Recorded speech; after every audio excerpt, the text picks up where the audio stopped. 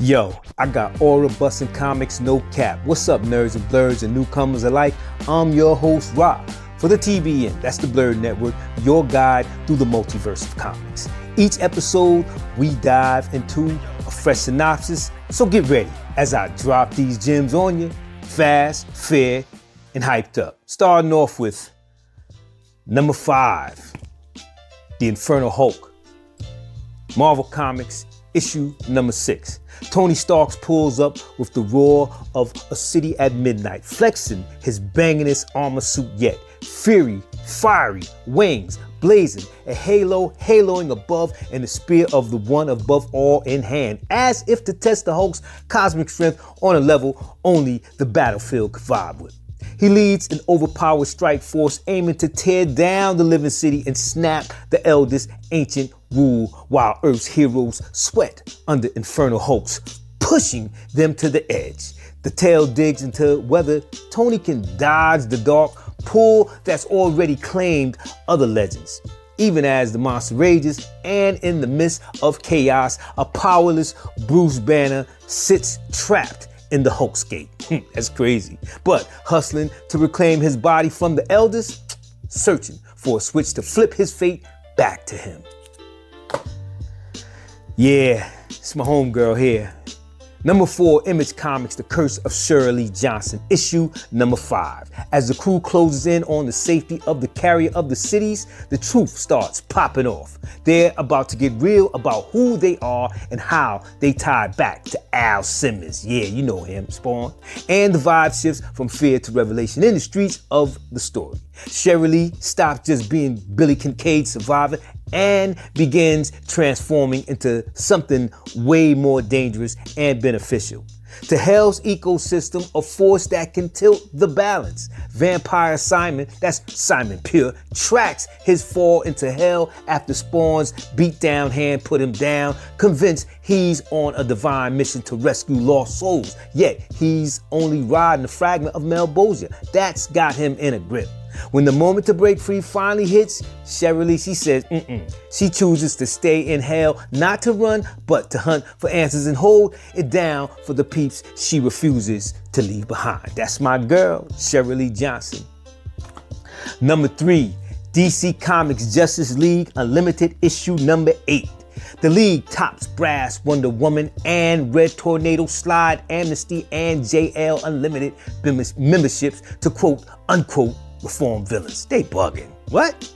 And that move starts a mutiny brewing in the ranks as veterans question whether former foes can really be trusted, while Harley Quinn and King Shark snag official cards and push Batman and the crew into a tense standoff with their skepticism riding high. Damn Skippy.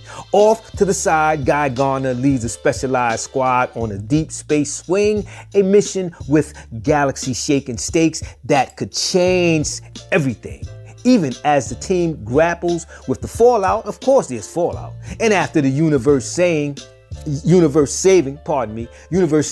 tournament with the Man of Steel missing, the League keeps grinding through the chaos. They're footing restless and uncertain. And it's definitely uncertain. Number 2, Marvel Comics. Hulk smash everything. Issue number 5. Hulk gets sent to the icy edge of the Antarctica on a plan crafted by Doctor Strange, Scarlet Witch, and the Fantastic Four. But the dude's frustration bursts like a dumb bee in the cold. He digs deep and rips into the earth, knocking the planet's core off its axis and watching the Antarctic plate fold like a sheet in harsh wind or whatever, right?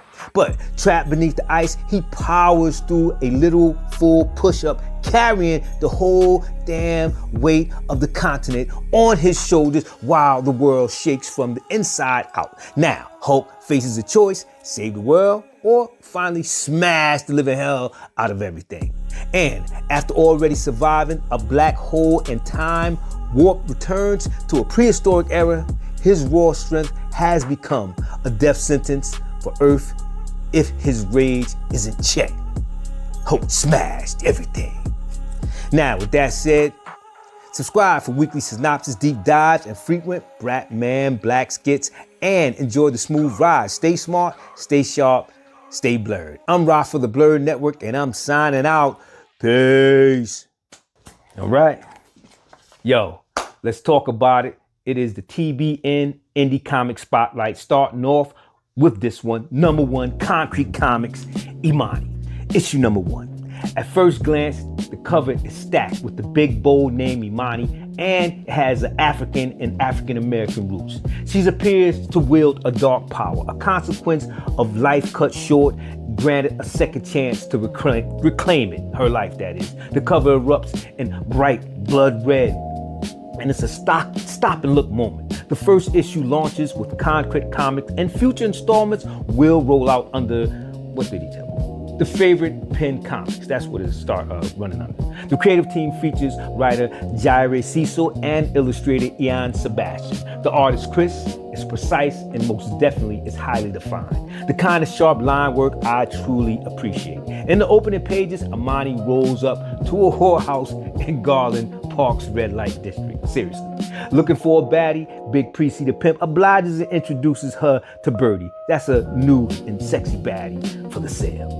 The panels instantly signal this ain't no P. Diddy freak off. Facts. It's actually an introduction to a deadly squabble. Imani isn't here for small talk. She's here to save Birdie, shed light on Birdie's life, and serve a deadly can of whoop ass on the weapon-wielding goons ordered by Big Precy. Pimp. The pimp. Beyond the action, there's a deeper thread about the shadows and survival and power reclaimed. Without giving too much away in this issue, imagine this. Imani has a ghost/cybernetic recon team checking for her. She didn't merely lose her life in the shadows, she's reclaiming it. Her name is Imani, and she's here to redefine getting her life back by any means necessary. In a nutshell, I must say this book was a pleasure to read and very, very entertaining to me. Loved it. Stay tuned for the TBN Spotlights each week. But let me put you up on this. I received this book yesterday. I ordered quite a few books lately, but this one came yesterday and I don't know what it is, so let's find out. All right, let me see. That's the top. That's the bottom. Can I slide it out? Oh, okay, I'm being a little goofy here.